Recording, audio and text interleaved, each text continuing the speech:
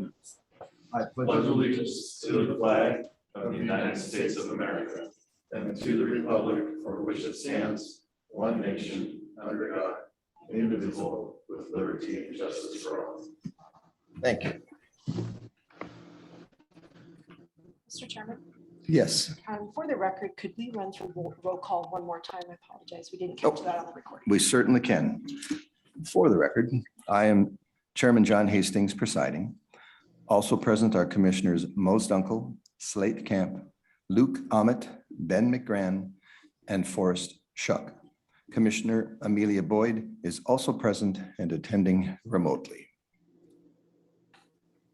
Next on the agenda is approval of meeting minutes. I will entertain a motion to approve the minutes from the May 3rd, 2022 meeting.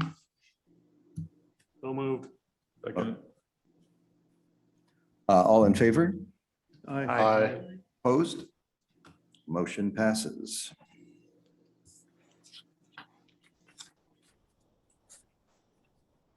The first item on the agenda this evening is a public hearing on a request for approval of a conditional use permit for a 12-student Montessori daycare at 611 North Ella Avenue, zoned residential multifamily and described as lots 7, 8, and 9, Block 20 of West End Addition D, according to the official plat thereof, filed in the plats at pages 57, Bonner County, Idaho.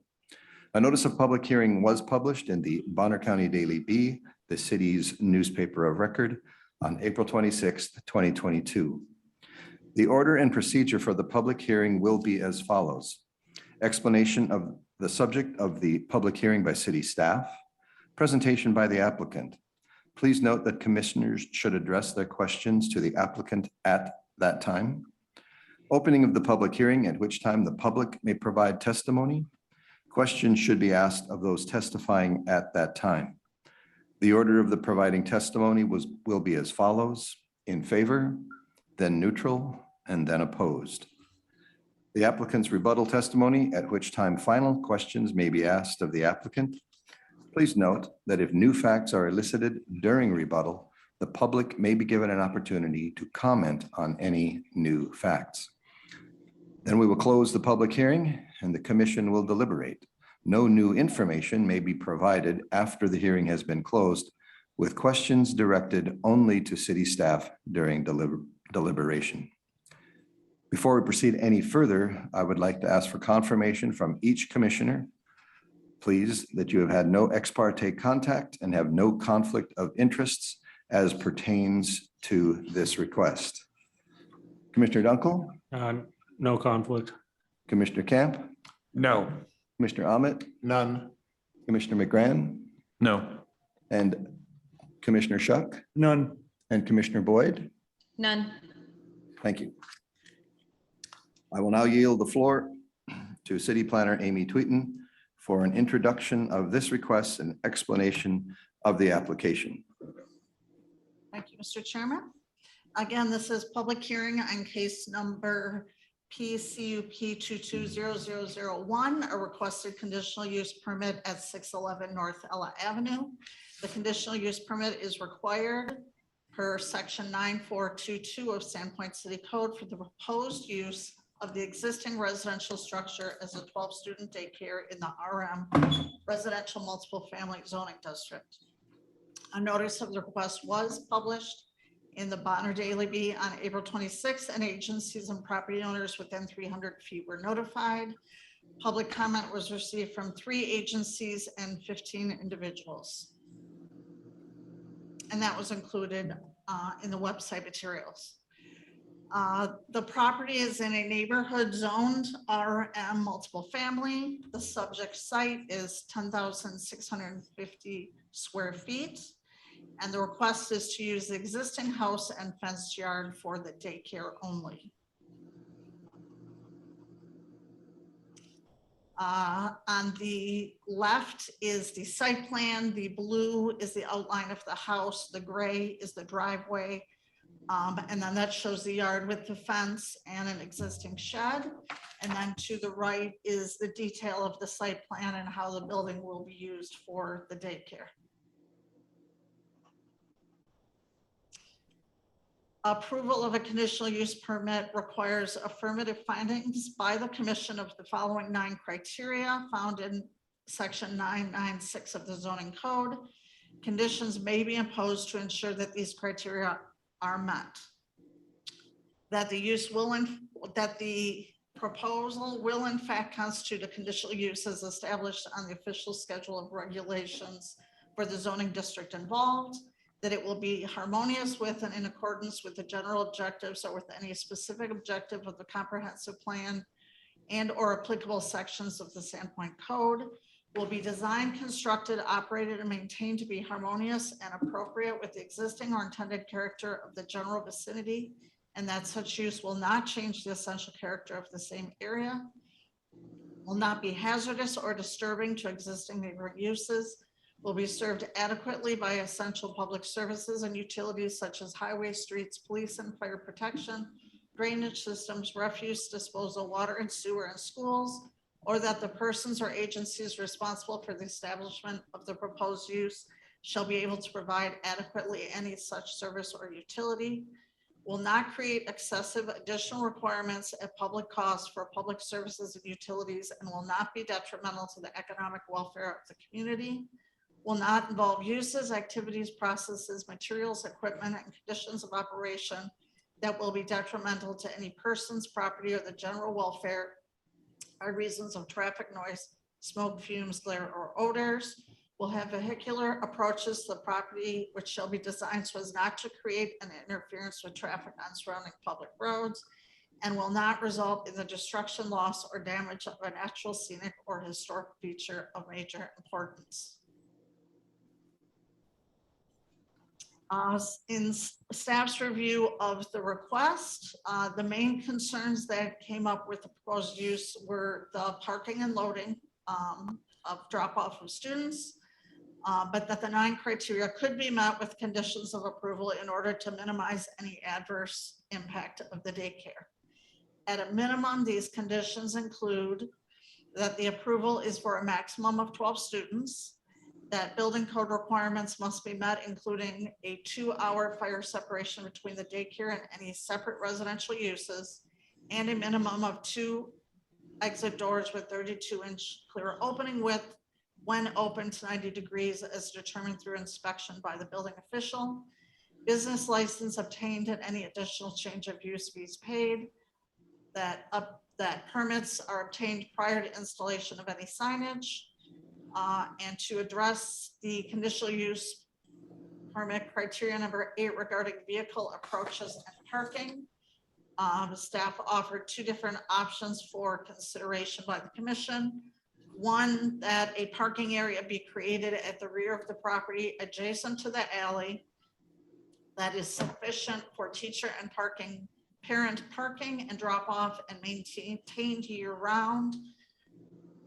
And in addition to that, or in place of that, the driveway is posted as back-end parking only. Again, the commission action after receiving public comment and deliberation, the commission may approve with conditions, or deny the conditional use permit. And that is all I have for my presentation. Thank you. Do the commissioners have any questions for staff at this time? So on the loading and unloading zone, is it going to be marked? How is it going to be identified? Well, it would be a created parking area off the alley on the subject property. Okay. And there's room to do that? They have sufficient room in the yard, certainly, to create that, yes. Okay. But what about in the street for loading and unloading? There's nothing proposed in terms of posting that. That doesn't typically, we don't typically post for private uses for loading and unloading in the street. Okay.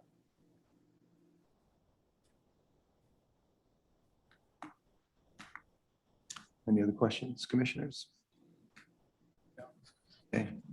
If there are no additional questions, I will now recite the hearing rules and procedures for both the public and also for those presenting this evening.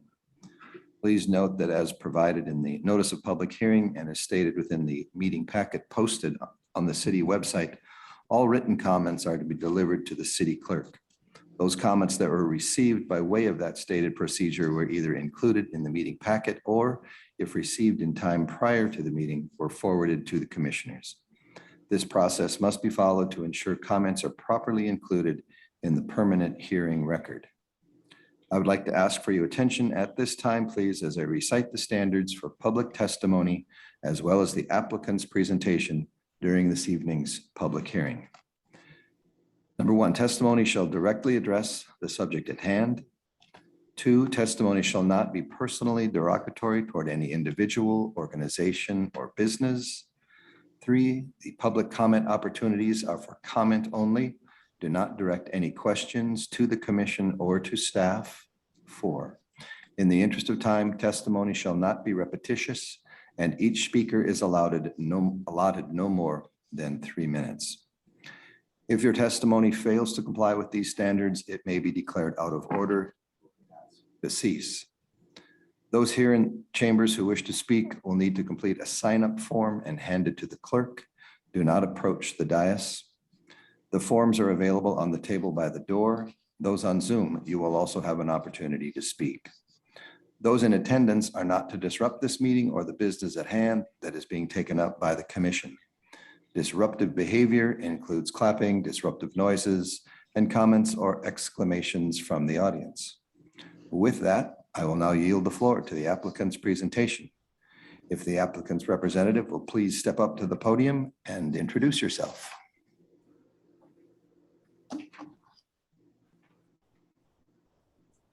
Okay, hi, Commissioners, Chairman, nice to meet you guys. I am Rachel Mullen. I am here tonight to request a conditional use permit to change the zoning use of 611 North Ella from a single family dwelling to a group daycare facility in my hopes of opening up a small Montessori preschool. After receiving my bachelor's degree, I pursued my Montessori teaching credential and have taught for over 15 years on the Front Range of Colorado and abroad in Costa Rica. After the birth of my daughter, my husband and I decided to relocate our small family to Sandpoint to give her an upbringing surrounded by the glories of nature and to enjoy all of the pleasures that growing up in a small community like Sandpoint brings. My husband and I were both raised in a small mountain town with many similarities to Sandpoint. Both of our parents were active in the community and operated their own businesses, being wonderful examples of what true community building looks like firsthand. Being a part of a quickly growing demographic here in Sandpoint, working families with young children, we have seen personally the lack of space and options for preschool programs. With wait lists of up to 2 years for multiple preschool and daycare programs in town, it is obvious that the demand and need far outweigh the supply. As we embarked on the hunt for a program for our 3-year-old daughter, things became very clear. Sandpoint needs some more preschool options. This is why I've decided to start a small Montessori preschool in Sandpoint. Huckleberry Montessori will offer a safe, nurturing, peaceful, exploratory preschool for children ages 2.5 to 6 years old. It will be open from 8 a.m. to 2 p.m. Monday through Thursdays and would only accommodate a maximum of 12 students from September through May, summers off. The house at 611 North Ella is the perfect environment to support this type of venture and one that I and many families in Sandpoint are excited about. Keeping the class size low and offering an in-town neighborhood setting, we will be able to connect our micro community school environment with the wonderful wonders of this home that they all know, beautiful Sandpoint, Idaho. Many families have already expressed their delight in the option of walking or biking with their child to school in this location. Huckleberry Montessori will not only address the dire need for more early childhood preschool programs in Sandpoint, which will directly and positively affect those children and families, but will also help in another major way. By offering safe and quality childcare, this will free up more parents to return to work, which in turn supports our town's economy as well. In requesting Huckleberry Montessori to operate at 611 North Ella, we understand there have been some concerns over parking, and we strongly feel that by having such a small, manageable number of students and offering staggered drop-off times, there should be no significant impact on the use of North Ella. We are willing and confident that we can come to a solution that will work for everyone involved. We have also begun to look into the signage listed under condition 5B for the back in only for the driveway. In closing, a Montessori preschool adds life and vibrancy to any location and is a philosophy based on respect of self, others, the natural world, with a major focus on peace education. After reading through the public comments, I was brought to tears by the outpouring of support from the public and the enthusiasm this small school has garnered so far. And I will do everything in my power to make Huckleberry Montessori a positive dynamic addition to the neighborhood of North Ella and our town. It will be a space where the youngest in our community can build a sense. Sorry, guys. You good? Try to go under my 3 minutes. Build a sense of pride in place, explore all the elements of the greater inland Northwest, reflect on the lives of early tribes and settlers that first called this place home, recognize native plants, animals, insects, and their neighbors, give back to their community in numerous endeavors, connect with and discover the greater global community, grow and play, explore, and just be kids. I'm so grateful and humbled by this opportunity and offer my sincerest thank yous to each and every one of you for considering this application. Thanks. Thank you for your passion as Yeah, well. sorry. We will now prepare to proceed with the public hearing.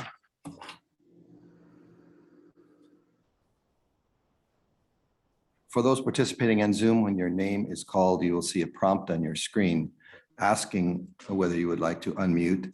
Then you need to unmute yourself in order to be heard. The clerk will now lower all hands on Zoom in order to take testimony in the order previously stated. If you wish to speak in favor or neutral or are in opposition, I will make a call for each. Then you may raise your hand at that time. Just a reminder, in the interest of time, please do not repeat prior comments made by others, but simply state your support for those comments. Each speaker will be allowed up to 3 minutes. The public hearing is now open. We will begin with those participating remotely. If you are participating on Zoom and wish to testify in favor of this request, please raise your hand at this time. Mr. Chair, there are no participants from the public online. Period. None. Correct. Okay. We will now recognize those in the room who wish to testify in favor. Madam Clerk, will you please call the first speaker to the podium? Mr. Chair, there is no one that has submitted a request to speak this evening. Thank you. Is there anyone else on Zoom or in the room who wishes to speak in favor? We will, and we have some hands raised. Do we have to get paperwork filled out? Do you have it there or is it over there? You Back can by fill the out- door, you'll find a little sheet of paper, and if you wanted to speak to, if you want to. We will give you a moment to fill those out.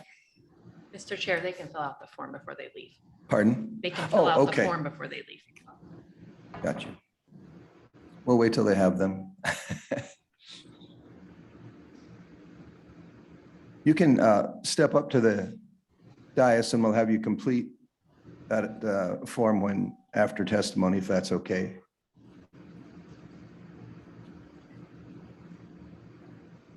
You would like, yeah, you can please introduce yourself and then you can fill out the form after. My name is Mary Fraser. I'm a resident of the county. And I've had the pleasure of getting acquainted with Rachel and her husband, Stephen Mullen, and their daughter, Louisa, over the past year. I can't say enough in a positive vein about this couple and the contributions they've already made to our community. It's been my observation for many, many years that Sandpoint needs to attract young families who will be willing to take part, an active role in our community to engage. And when I began working with Stephen and Rachel as their real estate agent, when I first met them, I knew they'd be an asset to our community, and I was thrilled to have the opportunity to find them a home here.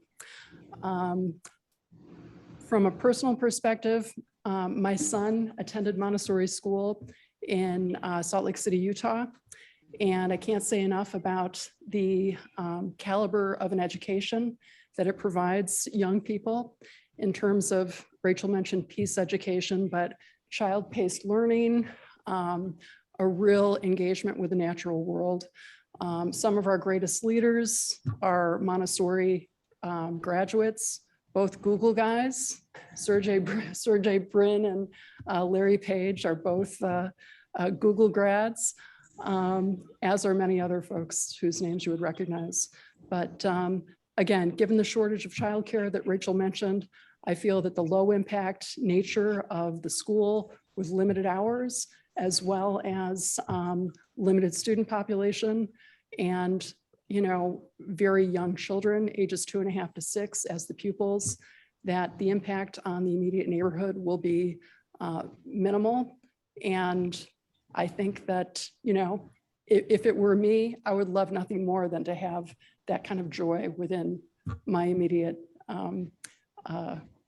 residential area. But really, thank you for your time. Thank you. And when that form is complete, you can be sure to give it to the clerk up here. And did we have another person? Yes, introduce yourself, please, and then testify. Hey, good evening. My name is Dan Lopez. I live next door.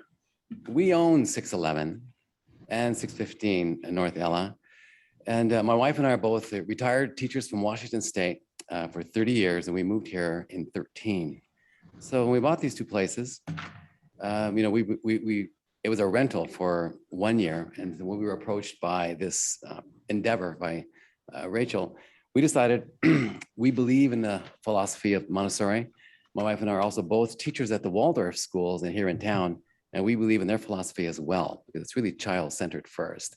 So we will do whatever needs to be done for any physical improvements that need to be done to the place in order to make this work for them, because we believe in it. Thank Thank you. you. We will now move on to those who are neutral to this proposal. If you are participant on Zoom, no one on Zoom. We have nobody on Zoom. We will now recognize those in the room who wish to testify as neutral. Madam Clerk, is there anyone in the chambers here who wishes to testify as neutral? We have not received any. Thank you. Is there anyone else on Zoom or in the room who wishes to speak as neutral? Finally, we'll hear from those who are opposed to this request. If you are participating on Zoom, we still have no one on Zoom. Correct. Okay. We will now recognize those in the room who wish to testify in opposition. Madam Clerk, is there anyone here in the chambers who wishes to testify as opposed? We have no comments, sir. Thank you. Is there anyone else on Zoom or here in the room who wishes to speak in opposition?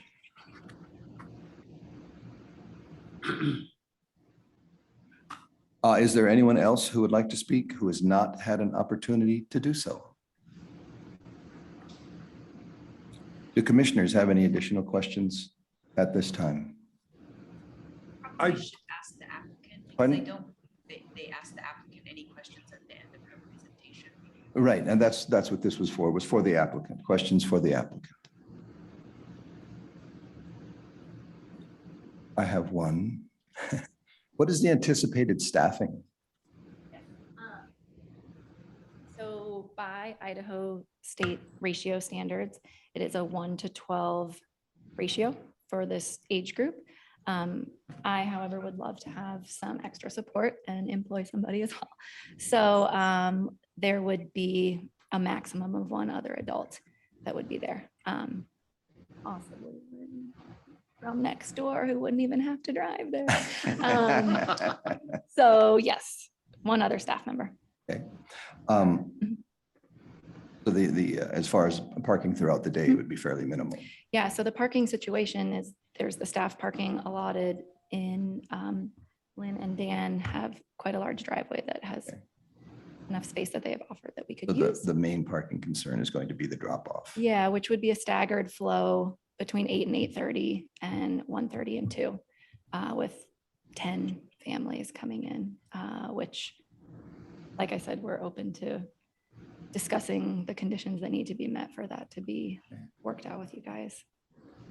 And I noticed somewhere in the packet early on, it had said something about being used as a Montessori school only.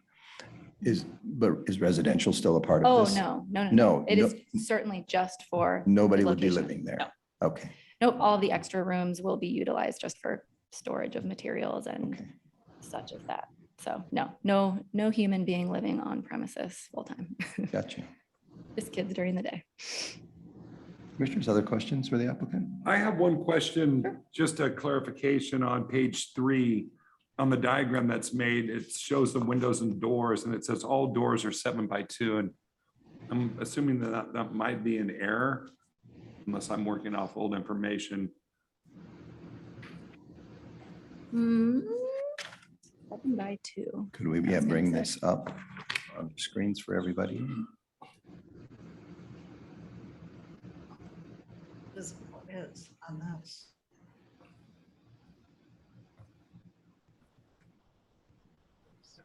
Yeah, you can back that up. Yeah, all doors are 7 feet by 2 feet. When the requirement is 32 clear. No, that's not, oh, maybe. Okay, so maybe that is a typo. That would be an They're unusual they're door a size. normal but- door size. Yeah, they're standard doorways. So.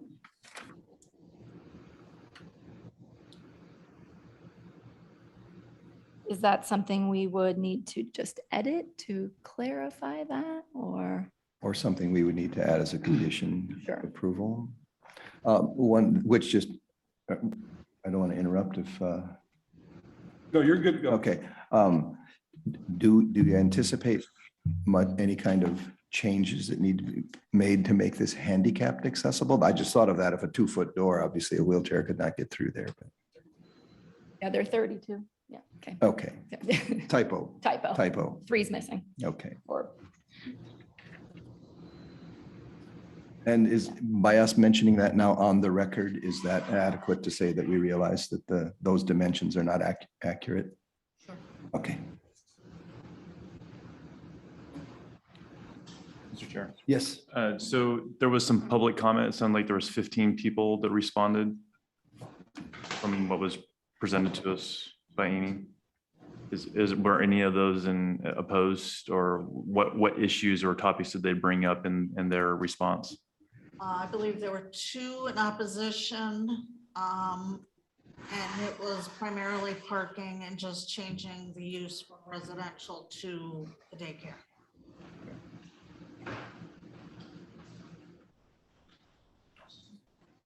Seems like a majority of the surrounding area there supports it then, other than the 2 comments against.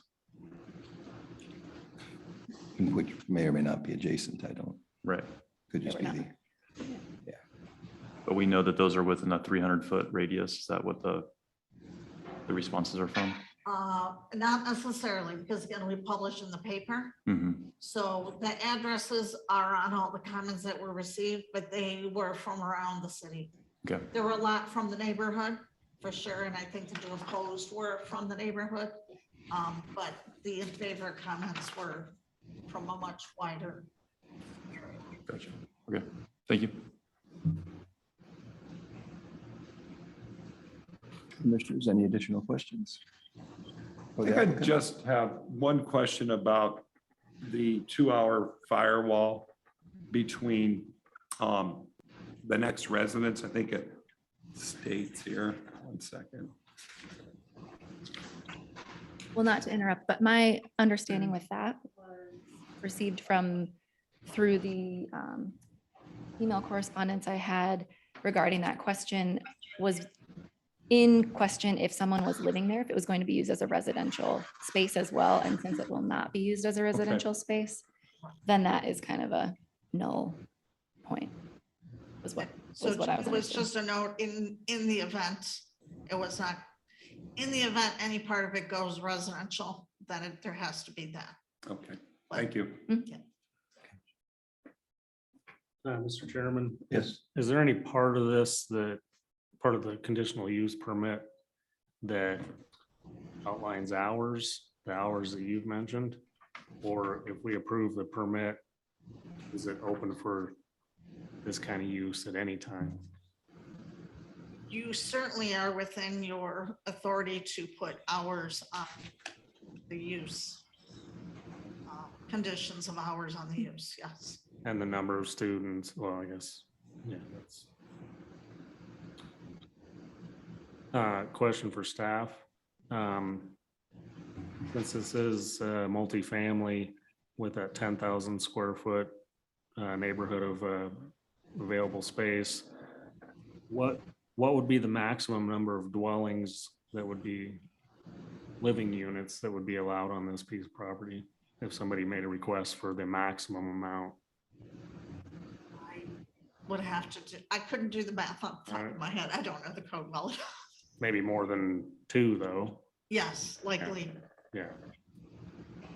So I'm going, just thinking out loud, I'm going there to think of if there's three living units on this property, it could add up to more than 12 people living there pretty easily with parking for any time of the day, multiple amounts of vehicles per unit.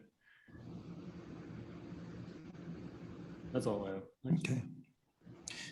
Would the applicant care to offer any rebuttal to anything you've heard here? Please be aware that if new facts are elicited during rebuttal, the public must be given opportunity to comment on those facts. For me, no, I'm a little unclear on Commissioner Moses' questions in regard to. He's doing the math as to what would have been allowed if you weren't asking for this conditional use permit, what the parking situation may have otherwise Oh, been. I understand. So- Okay. So my Yes, reasoning is, yes. if you were an applicant to hypothetically ask for a multi-unit Yep, okay. development, you would be allowed without a permit Right. for a certain right. amount of dwelling, and then in fact, probably adding way more people and impact to the neighborhood. So in one way, your Yeah. request is probably less than, And probably far less. Right. that's making the assumption that none of your students will be driving themselves. Right. Let's hope not. Not for another 10 to 12 years. Yeah. That we're on a no joke. period. Sorry, sorry. Well, she cleared it up early when she said preschool, 2.5 to 6. Mr. Chairman, if I may, Absolutely. Ms. Mullen, so the only intent of impact on parking within the neighborhood would be a limited number of staff, and you're intending to use the existing parking available from the footprint, correct? Mhm. Thank you. Before the public hearing is closed, do commissioners have any final questions of the applicant? Okay, okay. The public hearing is now closed. Thank you very much. Thank you very much. At this time, the commission will deliberate. No new information may be provided. Any questions may be directed only to city staff during deliberations. Do commissioners have questions for staff at this time?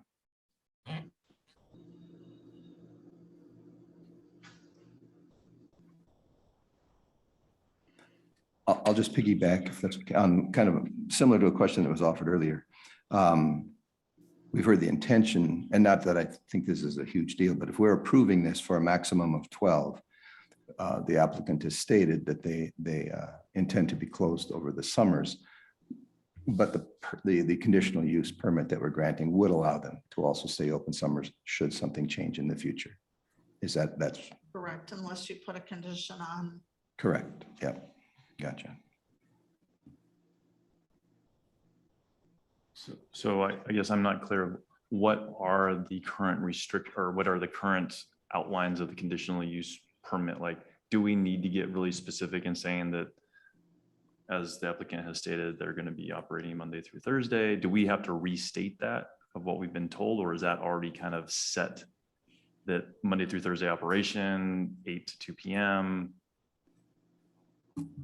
It is, they have represented that, but if you want that as part of your approval, you should make that as a condition of approval. Got it.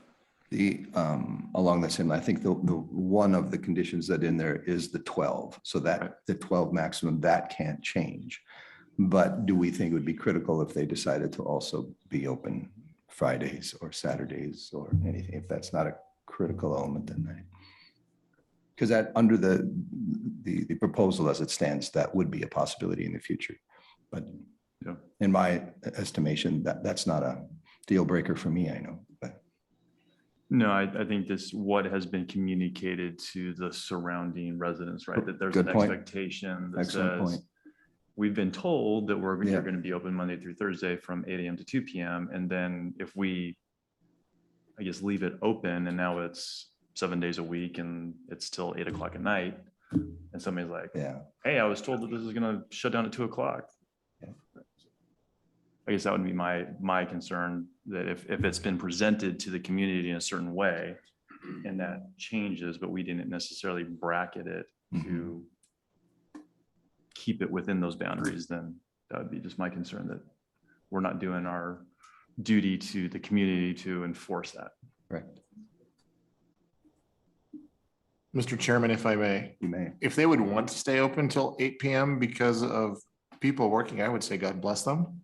But would we not, and I guess this might be directed toward Ms. Tweeden, are the residential requirements and the noise, is there not already existing parameters that limit uses within this zone? There is outdoor noise that I believe the city code is 7 PM. And that's more, outdoor noise and construction kind of things. And is this permit the CUP transferable in the event that, It sticks with the applicant, so if there is a new applicant, they go through this process again? correct? Thank you.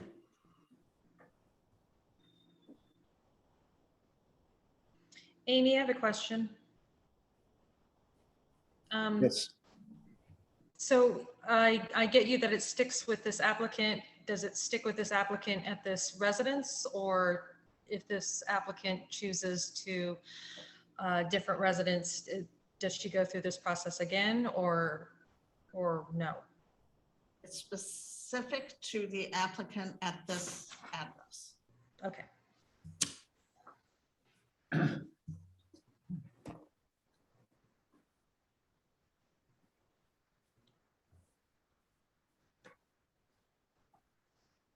Any other additional questions for staff at this time? Just for clarification, Ms. Tweeden, in regards to the parking, what I've heard from the applicant is that the impact upon the neighborhood will be exceedingly minimal. And there was two options, one with adding additional requirements for the alley, but in consideration of what the applicant has presented, we could also take them at their word and let them do a drive in and drive out and move forward with his proposal. The second condition was just the posting of the back-end parking only for the driveway.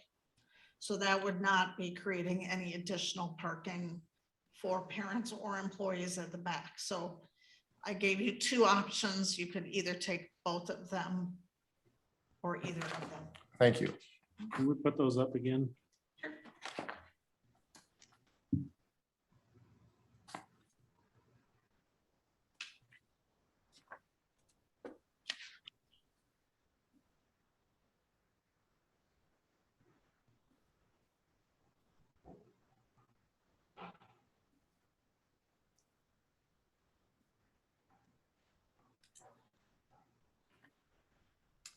What's the back-end parking only trying to accomplish?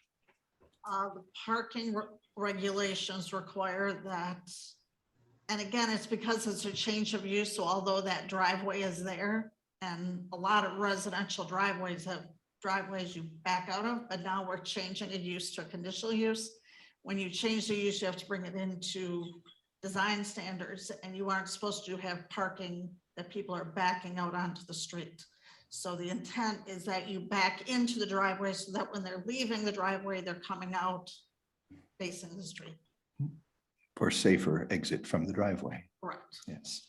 It's So so that you don't. you have to put a back- sign up there that says that, back-end parking only? Well, it's also safer for small people that are walking around vehicles. So if you back in, you're an active driver. When you pull out, you are actively looking forward.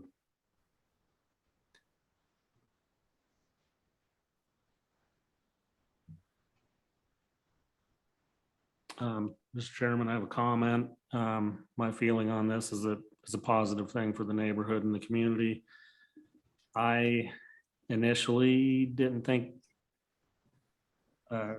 extra restrictions or outlines of the use were important, but I feel like with the, a couple comments that from possibly from the neighborhood and against, if we did put these restrictions on the conditional use permit and they followed those, and if they wanted to change something, they could approach again and adjust or modify or ask for much more. I think that's a good idea. I think neighborhood seeing how well it's run and, a track record of being a positive thing will help to, it kind of gives it a little bit of a, I don't know, just something to keep it within a happy medium with the neighborhood. I don't think any of it's a very big ask, honestly. So I'm in favor of it as is presented here. And I like the back end parking part than 5B. I would be in favor of that being an and portion. That's all.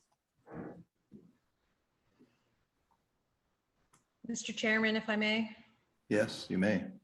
I'd also like to concur with Commissioner Dunkel. I think it's a great idea, something that is needed in the community.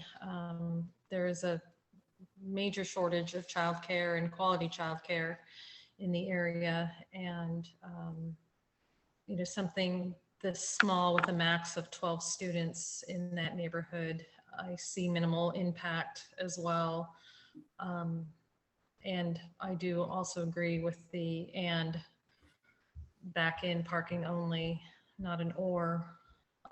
And other than that, I think it would be a great inclusion into our community. And I appreciate the concept and the work that they are putting forth for this project. That's it. Any other comments, questions? Are we ready to entertain a motion? And do you all have the proposed language for such a motion in front of you? I don't, other than what is on the screen here, but I'm prepared to make a motion, Mr. Chairman. thank you. Excuse me. Mr. Chairman, I move the Sandpoint Planning and Zoning Commission, after consideration of the criteria and relevant standards of Idaho Code and Sandpoint City Code, approve the request by Rachel McMullen for a conditional use permit for a 12-student daycare at 611 North Ella Avenue, Sandpoint, Idaho, subject to the following conditions: that the driveway is posted as back in only. This motion is based on the analysis and facts contained within the staff report, information presented at the hearing, and the finding that the application is in compliance with the 9 criteria for conditional use permits as outlined in Sandpoint City Code 9-9-6A3H, with the added conditions, and that staff has followed the notice procedures applicable to conditional use permits contained in Idaho Code 67-6512 and Sandpoint City Code Title 9, Chapter 9. Second. Any discussion? I just have one point. As proposed, you would be eliminating 5A and only having 5B. Was that your intent? Yes, Mr. Chairman. Are we all Conditions 1 through 4. 1 through 4 as well. right? Conditions 1 through 4 and 5B. That's. Do I need to amend my motion? Yes. Yes. If I may. Yes, you may. To include, may I seek legal counsel? Do I need to read all, I don't want to mess it You up. have to read it all. You just. So I need to say conditions 1 through 4, condition 5, excluding 5A, including 5B to be apropos? Correct. Thank you. I'm going to go through No, the no, whole that's fine. I mumble just, jumble. just discussion. I think personally, I'd have been more comfortable to have both 5A and 5B in there.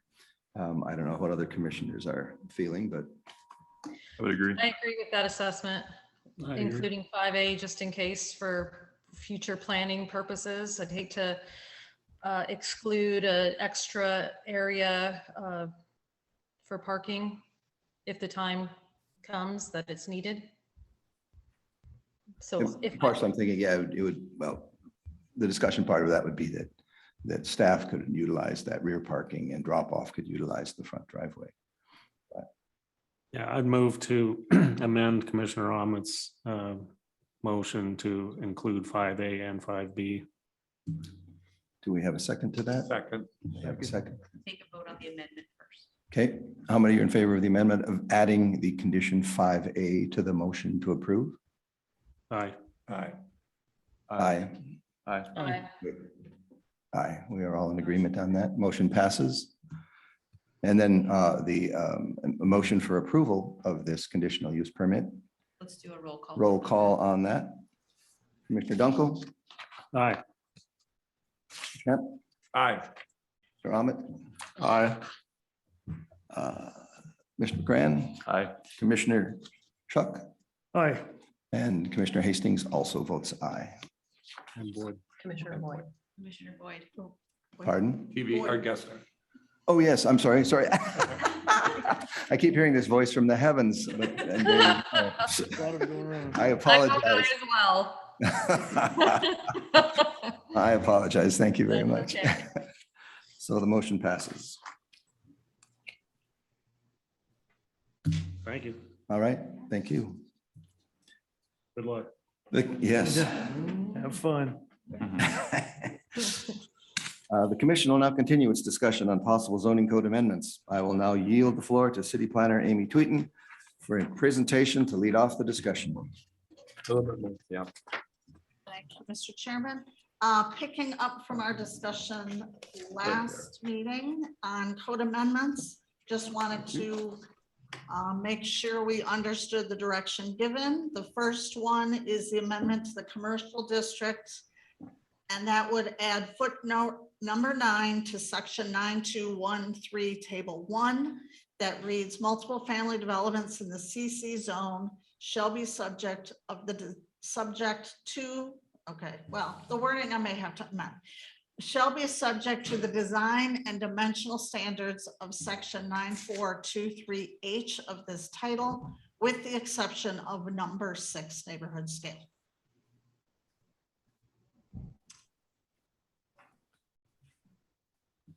Is that, I need some more reminders of this neighborhood, of number was- 6. Exception of Number 6 neighborhood scale was where you needed to take into account the height of the adjacent buildings. And because we were in a commercial zone versus a residential zone, we didn't want that provision to apply to the CC district. So can you give me an example? I'll give you an example. You have a proposed multiple family development that is 2 stories, and the houses next door are 1 story, or adjacent houses are 1 story. That, per the code, that structure is limited to 1.5 stories, cannot be 2 stories, because you have to, the way the text is worded, you have to step it essentially by 1/2 stories. And we And had so this, that portion would still pertain in residential zones, but not in a commercial zone. correct, and the discussion was, let's start it in the commercial zone, and then potentially also look at a larger revision in the multiple family zone as well. But because the issue came up with how do we review residential developments in the commercial C zone, and a previous amendment came forward, but it actually was adopting all the design standards. So that did not move forward. So this is what the real intent of that was just to review 9423H, but there is this number 6 in there that talks about neighborhood scale that is less relevant to a commercial district. Okay, so the way this is reading now is it would give the latitude for somebody to build a 3 or 4 story multifamily home or residence dwelling Right. building Yeah, in this area. correct. Okay, got it. And it's in the commercial zone, which in my estimation, then allows for a higher density in the commercial zone, which would be a net positive. Yeah, and that was the point. Right. Yeah. I agree. And we also had discussion about the story and a half and how it really doesn't exist. Yep. I had questions in regards to the story and a half. I entered into some conversations with some people who are probably smarter than me. And they were talking about different ways to do this to maintain the design and dimensional standards. Is the time that we will address that within the residential will be within the comprehensive plan. And this is merely for commercial. Correct. Yeah. That's where we landed was. Good, thank It's you. the bigger issue when we're Thanks so talking much. about neighborhoods and the zoning districts and all of that. So we'll hold off on that for now. Yes, ma'am. Okay. All right. So now on to the amendments to the accessory structure language. Again, there were some things we were looking for direction with, and this is what we took away. And then I also have some additional questions because maybe I wasn't completely clear on your direction. The first was that there should be consistent setbacks of 5 feet for all accessory structures, which includes stairways to upper stories. That detached accessory structures should be set back from the front of the principal structure on the primary frontage. That non-conforming accessory structures should be required to come into compliance with setbacks once the use is changed, or if any addition is made. And that wasn't questioned. I think that needs more discussion. And that applicants should be required to identify accurate property lines. That could be locating property corners or have a record of survey completed, not just using online GIS to guesstimate where their property lines are. And then there was discussion about a 6-foot setback. There was discussion of not requiring the survey if you were less than 5 feet. But we may want to talk, there was a dimension of 6 feet. So like if you were 6 feet, you didn't have to get a survey. And I'm not sure getting a survey is necessarily needed or just identifying your property corner. Like, so sometimes you can find your corners and you can, then it's a lot easier to figure out where your lot line is versus just using a line on the GIS. But I'm going to go through the markup of the code and come back to this question. So I think most of these things can get taken care of by amending 915 accessory buildings. So in all of these pages, yellow is new language and red strike through is getting rid of language. So the first in 915 accessory buildings, it would be accessory buildings, including sheds, garages, and accessory dwelling units shall be subject to the following regulations. Where an accessory building is structurally attached to a principal building, it shall be subject to and must conform to all regulations of this title applicable to the principal building. Detached accessory buildings, including exterior stairways, shall not be located nearer than 5 feet to any interior lot line and not nearer than 5 feet to the rear lot line. The eaves shall not be located nearer than 3 feet from a side or rear property line. An accessory building shall not be erected prior to the establishment or construction of the principal building.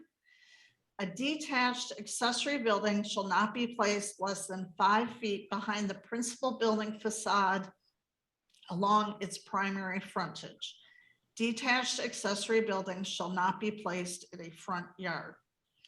To avoid vehicles parking on the sidewalk, no street-facing garage shall be constructed within 25 feet of a property line having frontage along a public street. I have that highlighted in yellow, but that actually comes from another section of the code that I will get to. On a corner lot, a detached accessory building shall be no closer to the secondary frontage property line than the principal building. No house, trailer, or recreational vehicle shall be used for human habitation on any parcel in any zone. Anything you see there that is different than what you thought we talked about? Mr. Chair. Yes. So on A, where an accessory building is structurally attached. Structurally attached to me means it's attached to the primary residence. So these are not separate accessory buildings then. Right, it's an attached building. And I actually have, as we get down farther, an actual definition for structurally attached, because we have this issue come up a lot, because attaching a structure with, like, if we tell people you can't, we just had this example. Someone wants to put a accessory building in their front yard. So you can't put it in front of the front yard. If it were an attached accessory building, it could be if it were at least 25 feet back. So they just want to attach it with a board, you know. So I have a definition down the part, and this comes up with building code issues as well. So I have a proposed definition to deal with that. So I'm confused. Why does that become an accessory building when it's structurally attached? Isn't that part of the primary dwelling? I thought that we were talking about, like if someone has a garage in their backyard on the alleyway and they want to turn it into an ADU that's detached. I didn't understand that we were talking about, to me, that seems like it's an addition to your primary residence. Is it possibly referring to something like a breezeway or a walkway between buildings? An accessory building to me is something that's not attached to your principal building. But structurally attached, if you had a structurally attached breezeway between the back of your home and the garage that was 36 feet away, would that not be? It's a long breezeway. Yeah, long breezeway, yeah. Structurally There's one right attached. in my neighborhood, yeah. Yeah, that's a stretch. But if it's a Yeah. solid construct established, built onto the house, as for instance, a porch would be. And then it was a constructed breezeway all the way along, it was attached to the garage. I just think we're losing the intent of the idea around an accessory building. Accessory building to me is something that's not part of your primary Right. building. Yeah, I agree with that. It could be a separate garage or a shed that, you know, someone has in their backyard, or they have space within their front yard to build it 5 feet from the front of the building, so. I mean, I'm even thinking something like a garden shed, a wood shed, that would be attached just for easy access, but it would still be an accessory unit. And we do run in situations where someone has a detached structure and they want to attach it. So then we have to look at, I understand your point. And this language about accessory buildings being attached is currently in the code. I guess it's just because an attached garage. So if you have a house and you want to add an attached garage, it's just saying if you do that, the setback to that is the same as the house. It's not, because it's supposedly accessory, you get to do a detached accessory setbacks. So if I build a garage, so where does the code, if I have a lot that allows me to have an alleyway with a detached garage, where does that play into this? It's in this section, that's the 5 feet. But we're saying that it has to be structurally attached. No, we're not No, saying it has no. to be, only if it is, where an Where? accessory building is structurally attached. Not that it has to be. Okay. Is this because of existing practices where people come in and that's what you were referencing, where if I attach it from a board to board, from building to building, and I run my 2x4 and now I have one structure? This is to deal with segregated space, correct? It's an accessory building, and then you're defining the attachment so that there is clarification within the code. Right, Thank you. right. Yeah, I mean, again, that A currently is in the code, and all it is saying is if you have an attached building, it meets, it's part of your principal building, and you have to meet those setbacks. So for example, you want to build an attached garage to your house, your rear yard setback isn't 5 feet, it's now 15 feet, because that's required rear yard.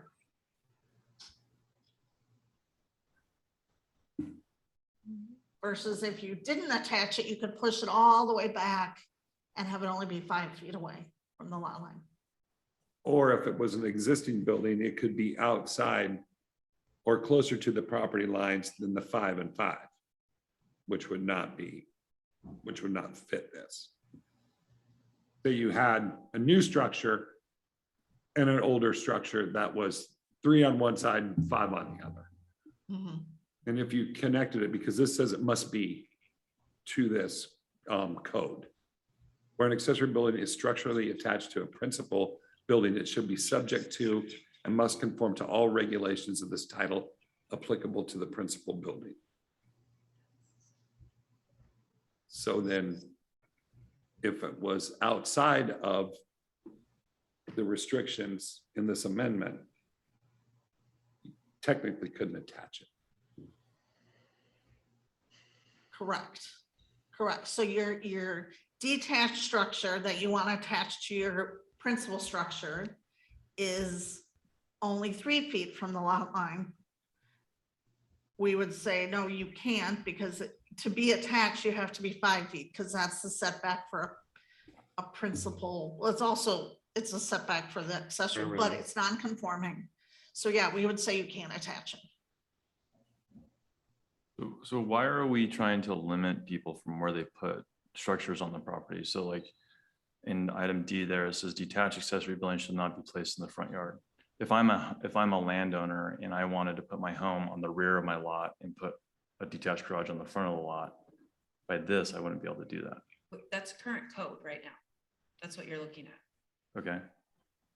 I'm just saying, I'm giving an example, right? I'm trying to, if I'm a owner of my lot and I want to build my home in the back of my lot and I want to have a garage in the front of it, I couldn't do that. That's correct. It can't be in front of the structure, the primary structure. That's been that way for a while. Yeah. And I'm just asking like, why? Like, what's the reasoning behind that? You would have to go back and ask the previous code drafters and approvers. I'm just asking like, what's the just like, why would we continue to allow that? And like, why wouldn't we maybe provide some more flexibility for people to be able to?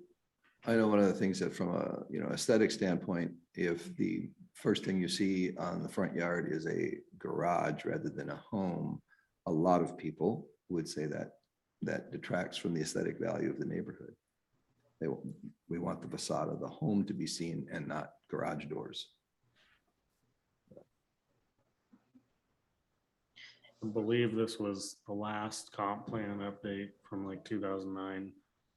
Because there's considerable discussion in the community of why. And I think after the first year or so after that, that discussion went away pretty quick, because a lot of times the front of the house is like a foot in front of the garage.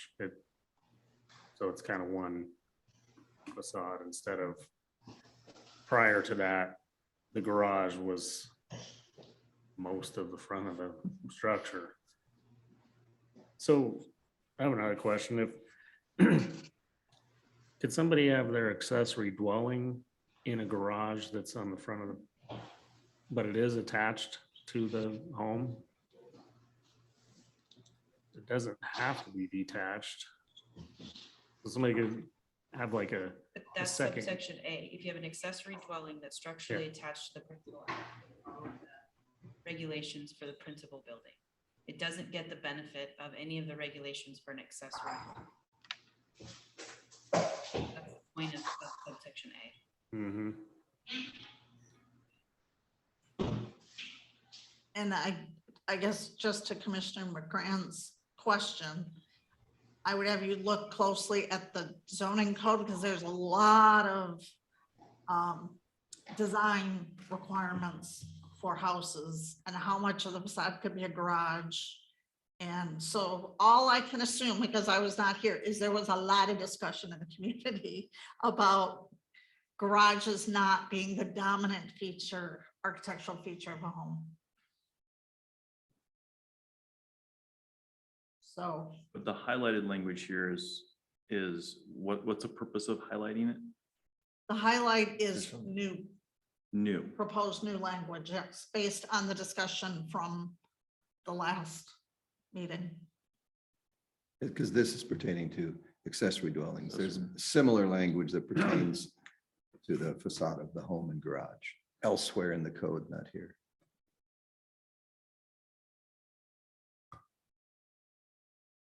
More discussion on that point, or I have another question I'd like to ask.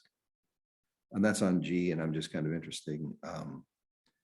Is there a formal definition between house trailer and tiny house? And is that something that's been addressed? And do we see that coming? I know I see some of our neighboring communities are starting to put in tiny home developments.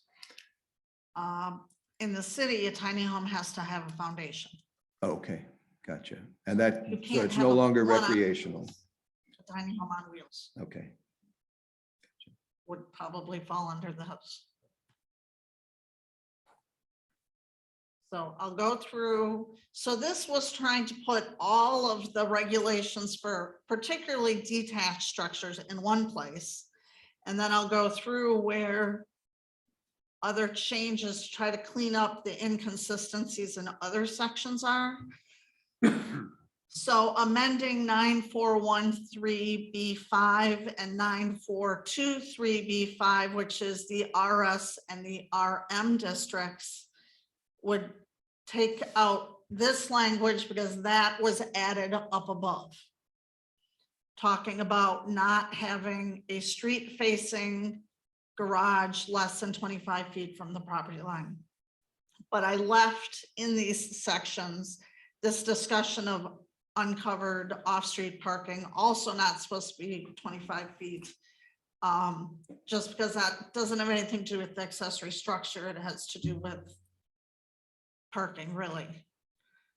So I didn't get rid of this language. I just moved it to be with all of the accessory building language above.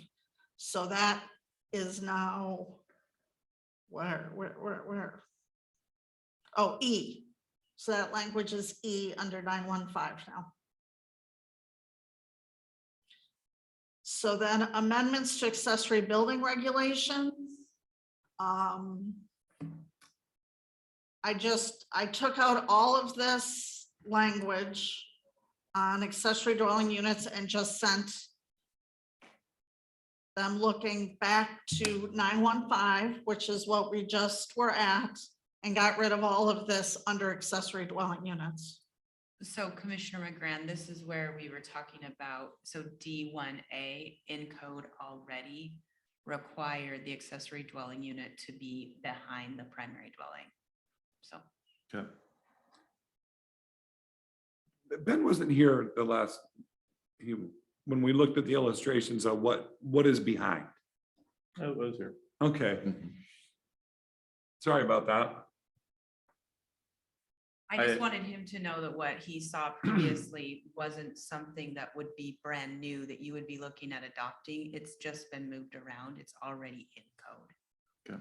Not that you wouldn't want to give direction to make a change to that. It's just, it is already there. Yeah, and I'm all about architectural interest and making sure that there's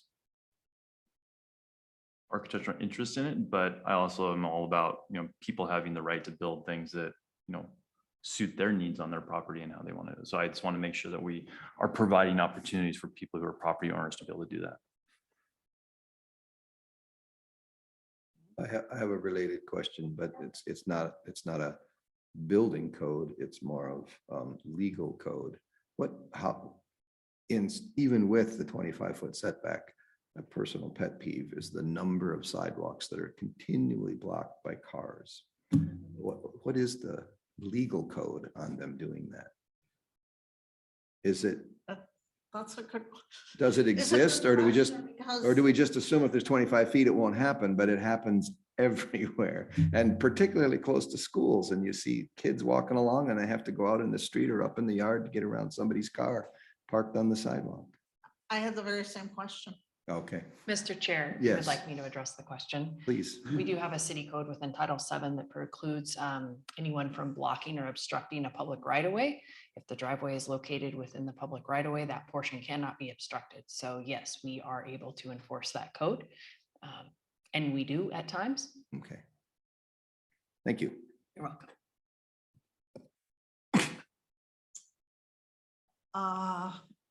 Okay, so this was our discussion of having people prove where their lot lines are. And this is one, there's the pros and cons to this, but this is where I would propose, if it were to be changed, where it would go. And that would go under general provisions.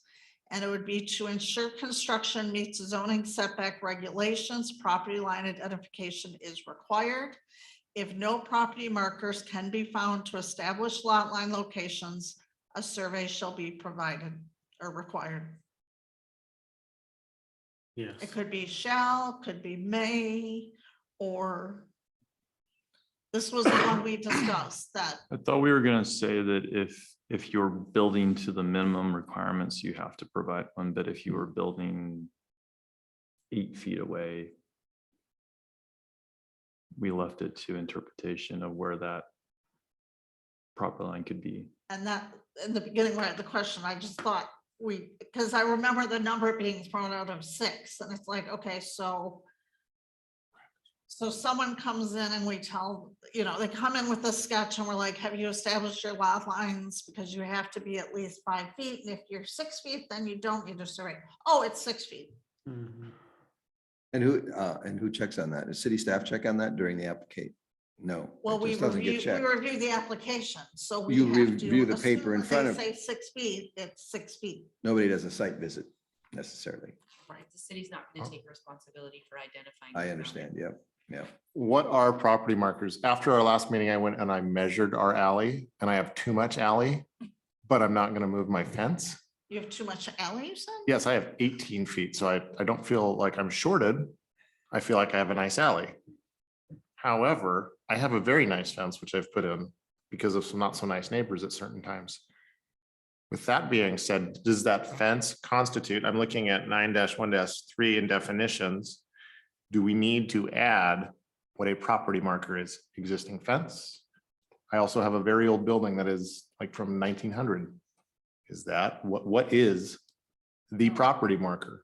When I'm saying property marker, I'm a survey pin, a pin in the ground. And are we going to find that most lots in Sandpoint have that or don't have that? Did you have any idea? I do not know. Anybody else have any idea?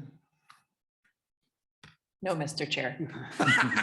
Thank you. All over the map, all over the map is the term you're looking for. We're also talking about properties that are gonna have development or new construction. There's a better chance that people are gonna do their due diligence, although we are leaving the door open for people to not. So this is one I'm a little bit uneasy about. I feel like if people can just say, like you said, oh, it's 5.5 feet or whatever. And some people are gonna go that route, and some people are just gonna do it, not even come and ask or get it in the proper, permit or whatever. But at the same time, adding undue burden onto people just because they want to, build on their property. I don't know. I think it's a good idea to have a survey. I think, actually, the more I look at this, I think this does make sense. I do think the property markers could maybe be identified a little more defined, you know, survey marker or something like that, maybe survey pin. If I may, Mr. Chairman. Please.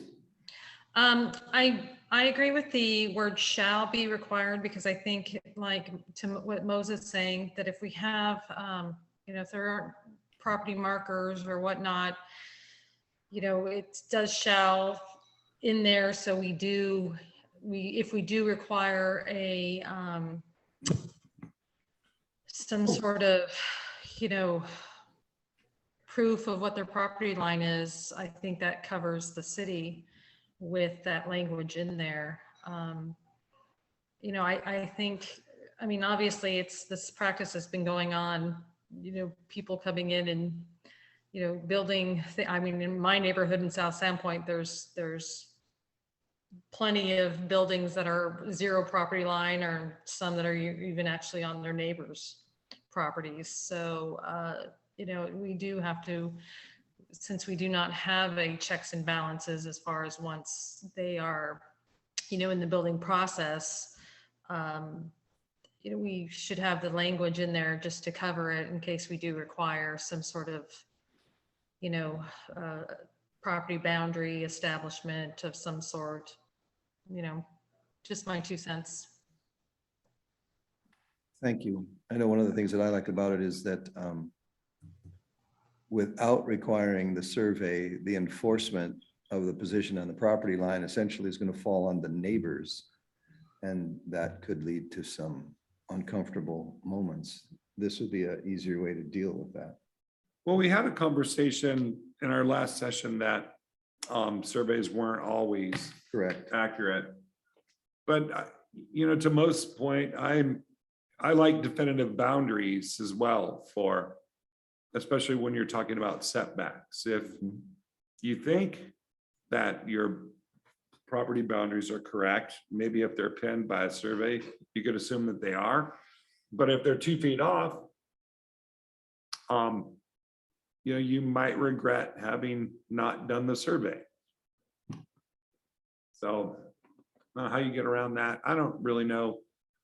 When we talk about them not being accurate, I think we said it was merely a few inches or On smaller parcels. you know. Right. So if we don't require a survey, would the city in a way be allowing this error? And could a neighboring property owner have means to sue the city? That's why we're not going to interject ourselves into any verification of these boundary lines. Oh.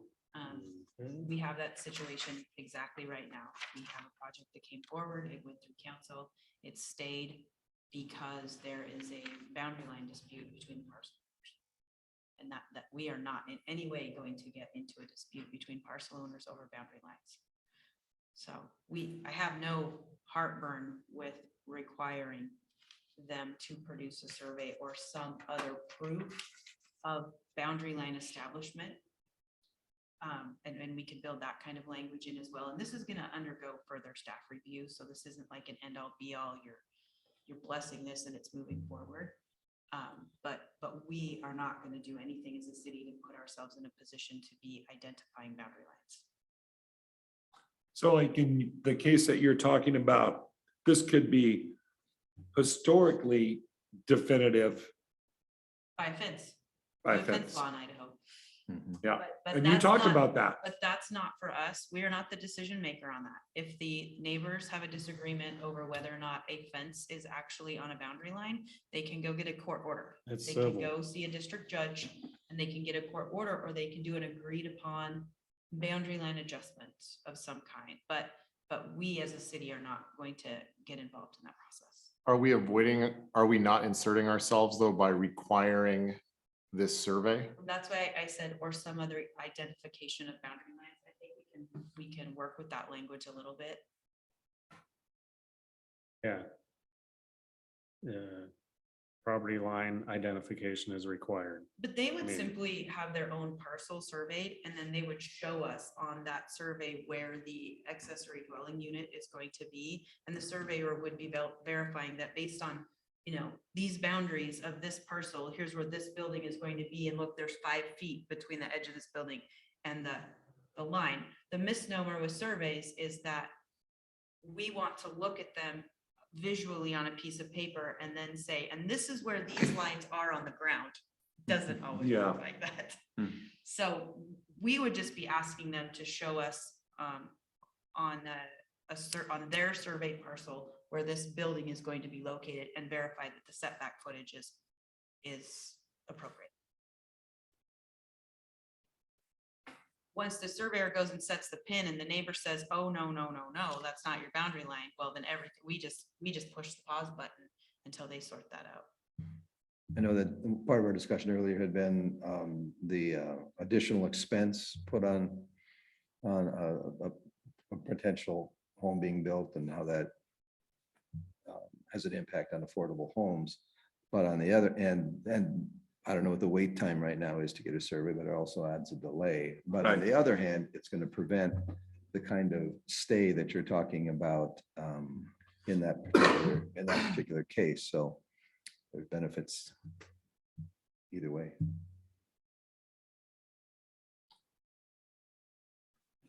So in the event that there is a problem with the property line, but the accessory dwelling is within the setback, construction can proceed and then the landowner can fight over property lines without construction? Or will the change in this create a whole nother?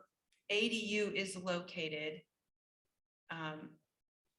under the worst case scenario application of the boundary line dispute. So if neighbor says, If it encroaches? well, if it's worst case scenario, if it's 5 feet off of the closest, most encroaching boundary line onto their parcel, onto the applicant's parcel. So at the end of the day, they may prevail on the boundary line dispute. Now they have an 8-foot setback instead of a 5-foot setback, for example. But their ADU was built within their time frame.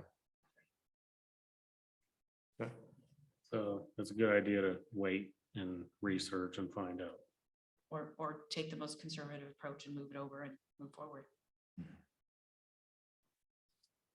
I just think of this as, you know, from a buyer seller or seller buyer, however you want to put it, is the seller puts the property up for sale, the buyer looks at it, they go through the process of signing, you know, agreements and disclosures, et cetera.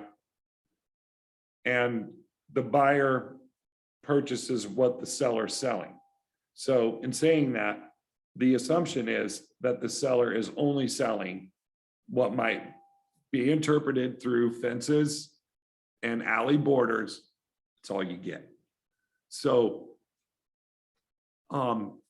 in that type of transaction, if there's a question from the buyer, isn't it at that time that the buyer can request a survey for clarification? Buyer can request anything they want at any time. Yep. They won't get it. It'd be at their expense. Won't get it right now. Maybe. So that just kind of lays in a different element, I think, in that, but it's still, it's real because of the numerous transactions that go on. I think for existing neighbors that already are at peace with what they think is theirs and what they think belongs to their neighbors is theirs, they coexist.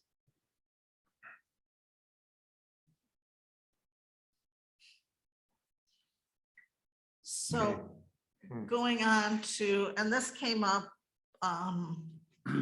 because remember our discussion of you have an existing shed and you want to add on to it. The code currently allows a non-conforming structure a one-time allowance. So but the discussion was, so you have a probably what we would now call a shed, and it's 2 feet from the lot line. Or we're not sure. It's really close to the alley. That's all we know. And they want to use the provision that allowed you to use the footprint and add on to go up with an accessory dwelling unit. So again, we're not trying to say if you have a non-conforming structure and you're not touching it, you're fine. We're not saying you have to move non-conforming structures. It's just once you do something to it, and that's going to be the question, is what is going to trigger you to bring it into compliance? So what I did with this, that, okay, so the current language reads, expansion allowance for non-conforming structures that become non-conforming due to the adoption or amendment of this code shall be entitled to a one-time expansion allowance so long as the cubic expansion conforms to all other provisions of this code. Essentially what that means is you can expand a non-conforming structure in a way that does not make it non-conforming.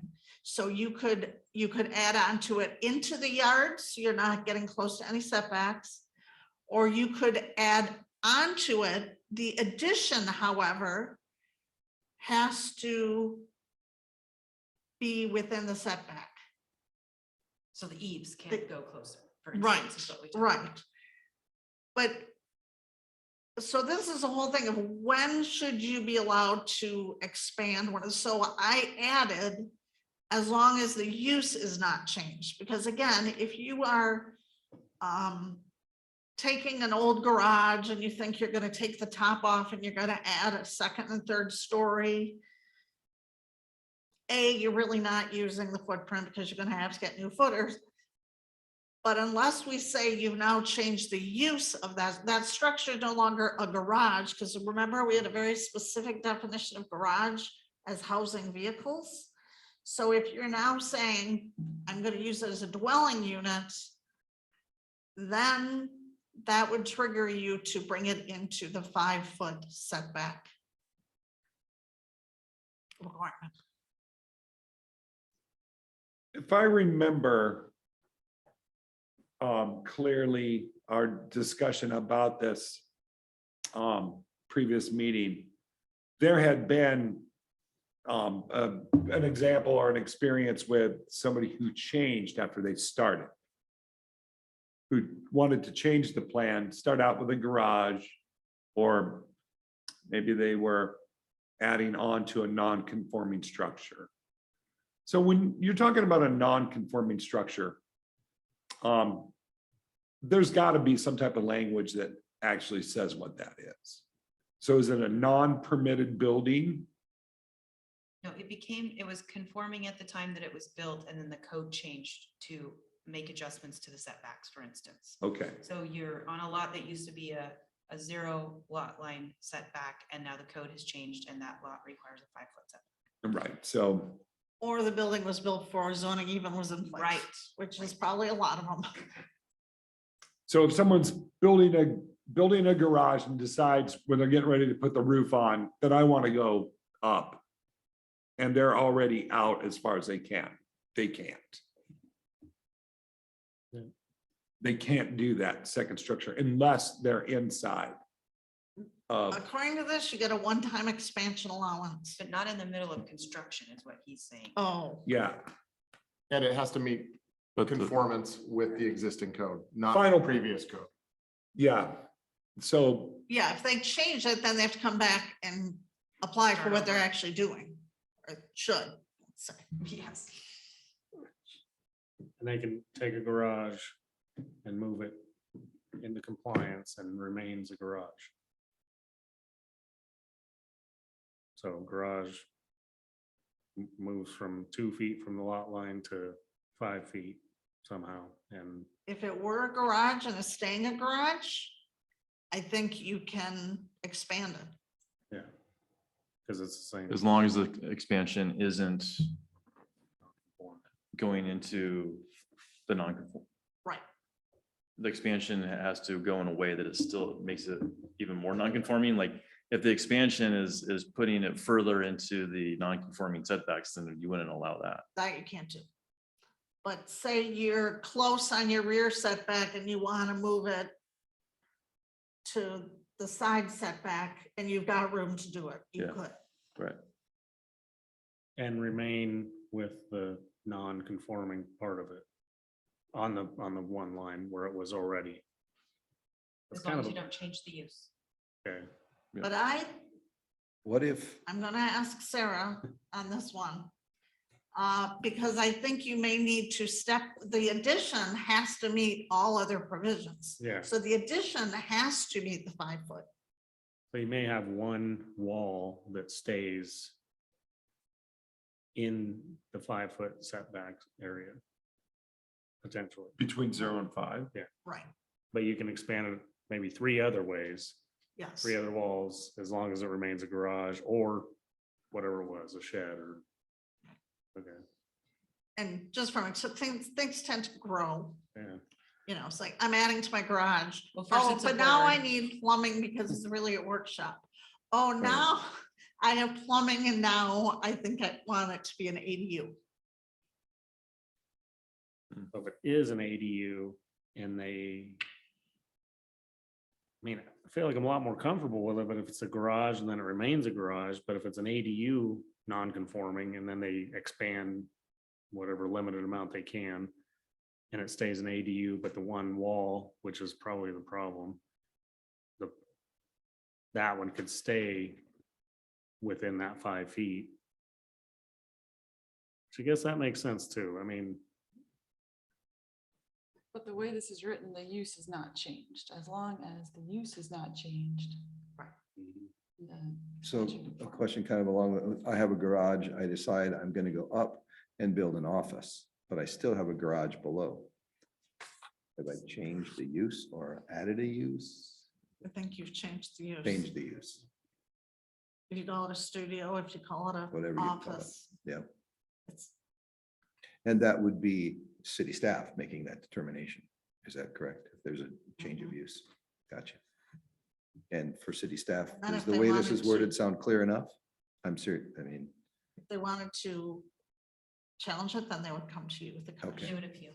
thank you. But if he said, I'm gonna go create a space above for more garage space, he has a one-time exemption to do it. As long as the addition is within conformance and compliance to the new code. Although I don't know how you're gonna store vehicles on the second floor. Oh, I've seen it done before. Have you? They use a Well- car lift. Little elevator, yep, there you go.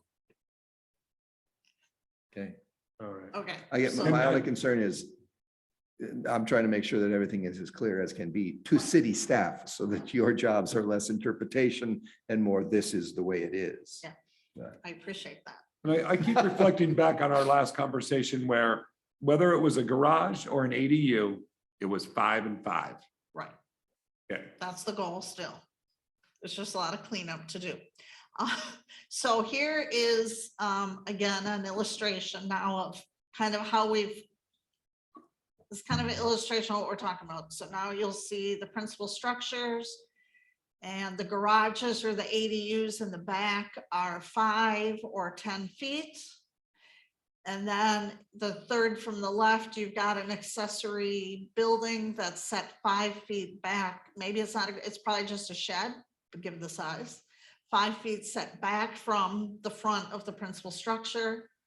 And then on the end, you have an attached garage, and that's showing that 25 feet setback. So that and again, the intention of that is to not have cars hanging out, but as was brought up, there's no guarantee. But that's what that is meant to do, is to give vehicles room to park in front of a garage door.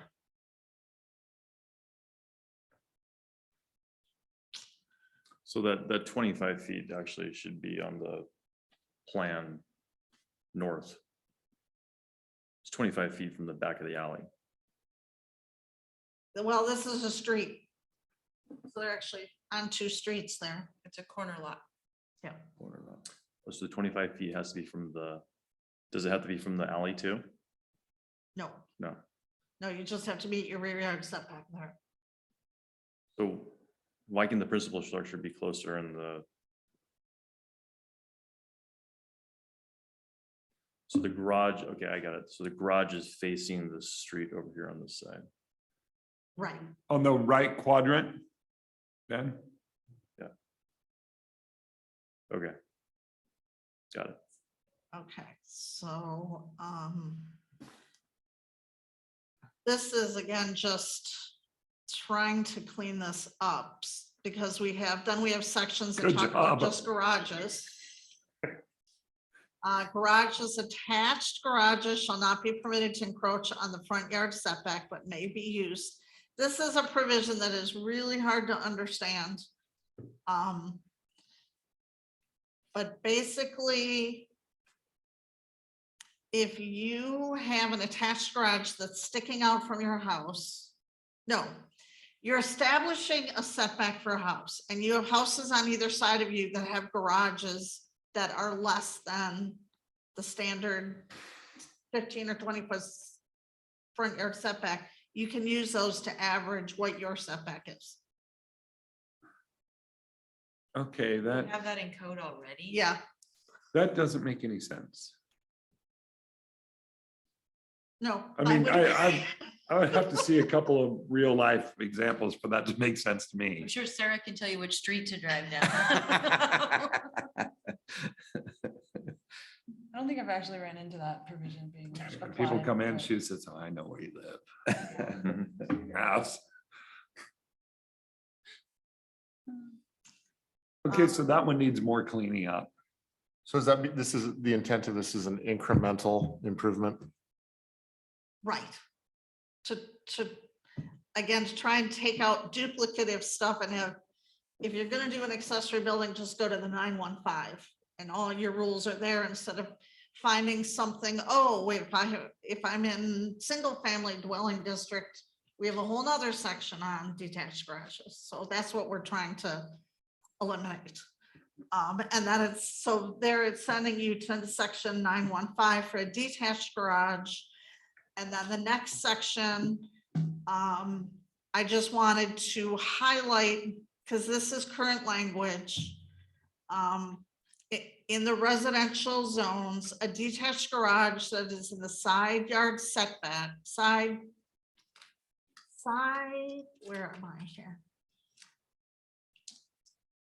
Side or rear yard may be converted to another type of detached covered accessory structure, so long as it's compliant with regulations specified in section 915 and 918. That 915 is that all the accessory buildings have the same setbacks and all of that.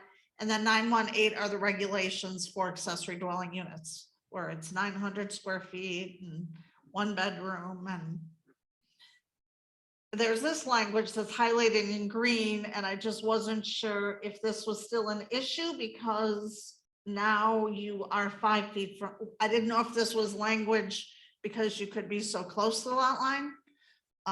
But it's second floor windows facing abutting lots shall utilize appropriate material to maintain privacy of adjacent property. That's currently in code. That's currently in code. Gotcha. Do you have a picture of what this? Trying to visualize what this was trying to achieve. It's basically, I mean, I understand it's trying to achieve privacy, but like, you don't want 2 bathroom windows looking at each other. Yeah, I think- or You don't want any windows looking at each other, I think is the intent, and so that it's an opaque window, it lets light in, but not clear vision. well, or because again, it's a detached accessory building. It's in someone else's backyard. It's next to someone's backyard. So now you're in a 2-story building and now you're looking down on the neighbor's backyard instead of being in line with another house. Mm-hmm. I Which- think that's the intent. But Well, I think that interpretation from that neighbor who doesn't have the 2-story accessory dwelling unit is a privacy issue, so. Mhm. If you were a second, for example, I have a 2-story house My neighbor has a one-story house. So from my second story, I can look in their backyard from my primary building. That's acceptable. So, Because it's primary. because it's primary. And it's 1900. Okay. Can you see their lot lines? Yes, Not through the opaque glass. it's not opaque, it's old. Who's the attorney that wrote that? I really, I can only, my only understanding of this is because you now have a tall structure in a backyard where other people might not have tall structures. And Are you, city staff, are you in favor of this remaining? I'm just asking. I don't think it needs to be there, but The green? yeah. The green. Because now I think the rewrite of the code would be pushing, requiring all change of use for accessory structures to be at the 5-foot setback. So you're no longer 3 feet or 2 feet away from your neighbor's property line. So I think that opaque glass may not be Less necessary. It'd be critical. similar to a primary structure with like Luke's house, you have clear glass on your second story. I think because it's referring to a detached garage that is in the side of your setback yard, it's applied to detached garages that are already non-conforming due to encroaching on the setback. So it's trying to minimize the impact with the opaque glass. I believe that's to Amy's point why that's in there, to maintain privacy for neighbors. But if- moving forward, we're going into compliance. So this would be less of an issue and we can potentially strike the green on amend section 941-3 E4A. Mhm, Can I go backwards? mhm. Would it not be better to get rid of in 9413B8-C, the calculating adjacent structure setbacks and go to something that is clear from a staff perspective? Do you want to be calculating or do you just want clean and simple?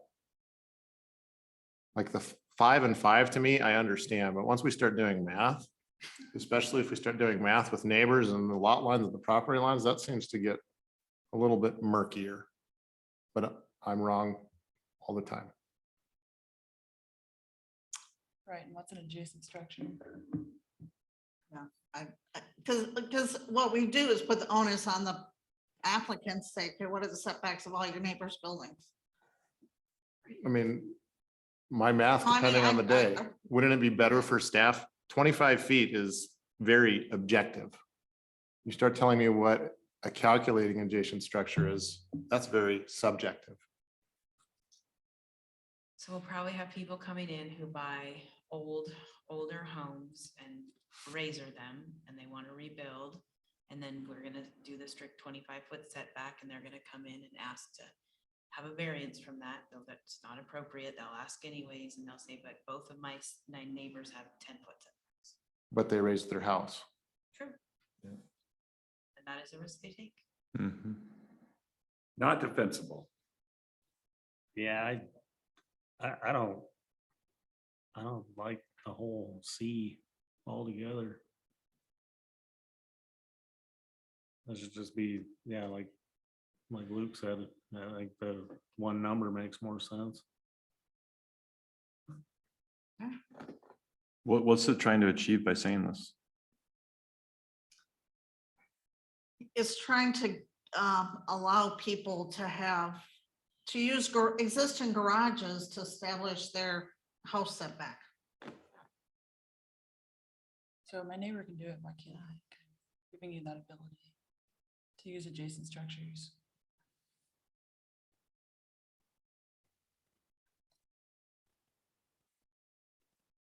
What if staff takes these sections and drafts their perfect language and just brings Yeah. it back to you? Yes. Oh, All in favor? Yes. Sure, why not? I agree that. Amy is queen for a day. What does this section say? Not sure, it may go away. I think the green will go away. Yeah. Or else we should add waxed paper to it, because that's what they used to use back in the day, but. And then B is again, sending you to if if you're gonna rebuild a detached garage, you go back to 915, you don't get to use the old footprint because it might be a foot from the property line. So again, it's just reinforcing. So what this is, so that first part, 915, is if you're building a new accessory building, these are the rules. This section is getting to if you're changing the use of an accessory building, if you're rebuilding one, or this next one is if you're adding on. Yeah. So let's see what I have next. Oh, wow. Just getting rid of all of this. Are you sure? There's Um, those second floor windows again. Yeah.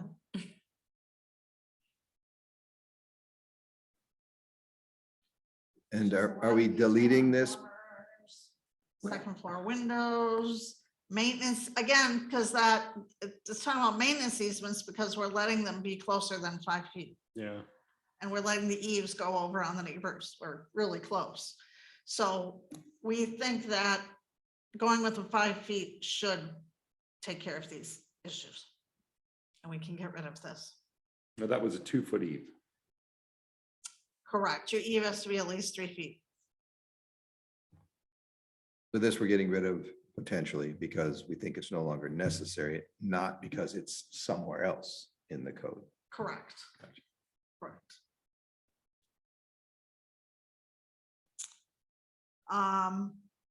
And then if we were to add a definition to what does structurally attached mean, it's having at least one common interior wall. That sounds nice and clean. Not a board. Not a board. Not a board, not a roof structure that just attach, you know, like a covered Not a walkway. breezeway. Yeah. And I think that's it. Oh, that was a load. Colorful too. It was.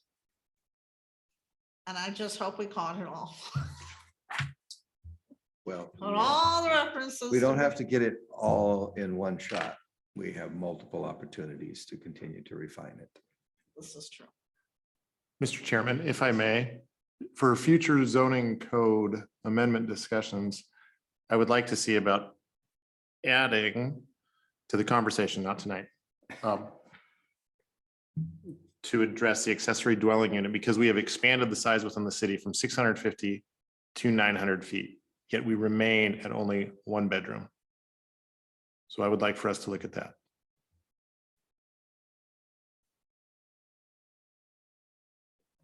Yep, Just for the future, not right now. correct. I would agree with that. Yes, I like that.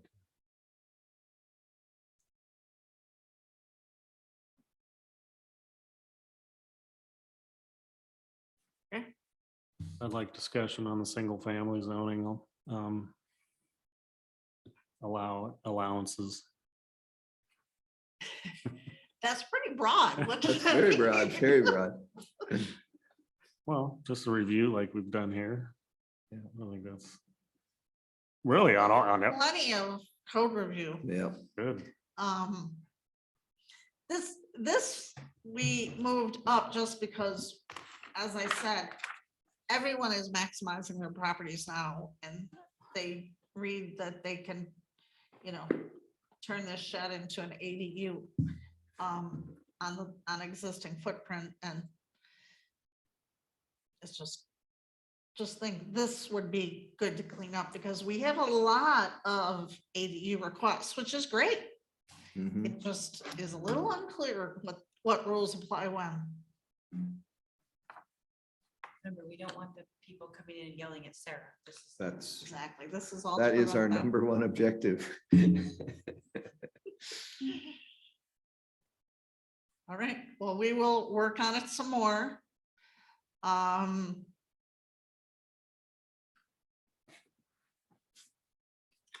Probably bring it back one more time before. hearing. Probably send it out to you revised well ahead of when it's gonna come back for discussion, so you can have some time to digest it and come with meaningful commentary or adjustments that you'd like to see. Excellent.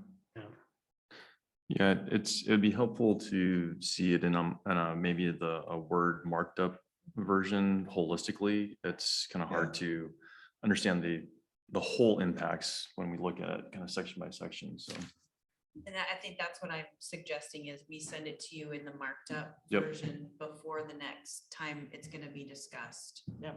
And then you'll have it in front of you. that'd be great. Do we address the bedroom number in the Hmm? next? Bedroom going from 1 to 2, is that something we address? The one that was for a discussion for Later. Commissioners, any other questions, comments? No. Okay, Thank you very much. with no further business before the commission, this meeting is now officially adjourned at 7:20 PM.